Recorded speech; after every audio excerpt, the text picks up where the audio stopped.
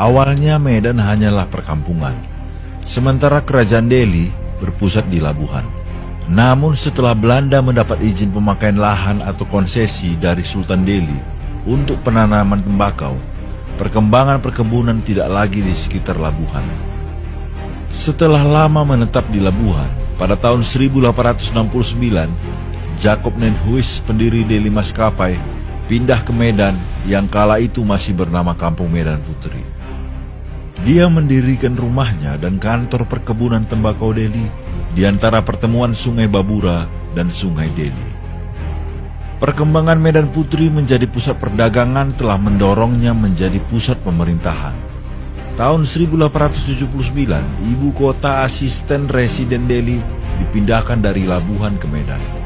Dan tanggal 1 Maret 1887, ibu kota residen Sumatera Timur dipindahkan juga dari Bengkalis Riau ke Medan. Istana Kesultanan Delhi yang semula berada di Kampung Bahari Labuhan juga dipindahkan ke Medan. Pemindahan ini bertepatan dengan selesainya pembangunan Istana Maimun tanggal 18 Mei 1891. Mulai saat itu, ibu kota Kesultanan Delhi resmi pindah ke Medan. Di akhir abad 19 dan awal abad ke-20, terdapat dua gelombang imigrasi besar ke Medan. Gelombang pertama adalah kedatangan orang Tionghoa, India, dan Jawa sebagai kuli kontrak perkebunan.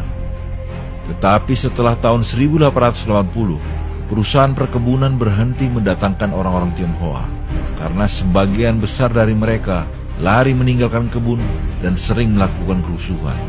Perusahaan tembakau Delhi kemudian sepenuhnya mendatangkan orang Jawa sebagai kuli perkebunan. Orang-orang Tionghoa, bekas buruh perkebunan, kemudian didorong untuk mengembangkan sektor perdagangan. Sementara itu, kuli dari India dihentikan pengirimannya oleh pemerintah Inggris di India karena Belanda tidak mau membuat perjanjian dengan mereka, yaitu membuka perwakilan Inggris di Medan. Gelombang kedua ialah kedatangan orang Minangkabau, Mandailing, dan Aceh.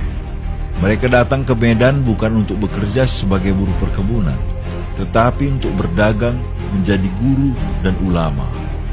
Pada tahun 1915, residen Sumatera Timur ditingkatkan kedudukannya menjadi gubernur. Pada tanggal 1 April 1918, kota Medan resmi menjadi Gementi, kota Praja atau kota Madya, dengan wali kota pertamanya bernama Baron Daniel Mackay. Berdasarkan Akte Van Senking, Akte Hibah nomor 97, Notaris J.M. De Haan Jr., tanggal 30 November 1918, Sultan Delhi menyerahkan tanah kota Medan kepada Gementi Medan, sehingga resmi menjadi wilayah di bawah kekuasaan langsung Hindia Belanda.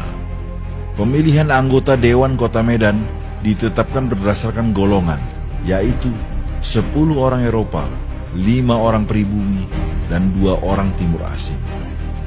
Saat itu kota Medan baru terdiri dari 4 kampung, yaitu Kampung Kesawan, Kampung Sungai Rengas, Kampung Petisah Hulu, dan Kampung Petisah Hilir. Beberapa waktu kemudian didirikanlah kampung yang baru seperti Kampung Aur, Kampung Keling, dan lain-lain. Kampung-kampung yang disebutkan di awal banyak didiami oleh orang-orang Melayu. Namun ada juga pemukiman orang-orang Eropa yang cenderung tinggal berkelompok dan menyendiri. Di sisi lain, orang-orang Tionghoa membuat pemukiman untuk mereka berdagang. Semua tinggal masing-masing dengan komunitasnya. Di kalangan pribumi, ada juga kampung yang tinggal hanya dalam satu komunitas saja, yaitu Kampung Mandailing. Pada tahun 1918, penduduk Medan tercatat sebanyak 43.826 jiwa yang terdiri dari Eropa 409 orang, pribumi 35.009 orang, Tionghoa 8.269 orang, dan Timur Asing lainnya 139 orang. Sejak penyerahan kedaulatan Indonesia, kota Medan telah beberapa kali melakukan perluasan areal dari 1.853 hektar menjadi 26.510 hektar pada tahun 1974.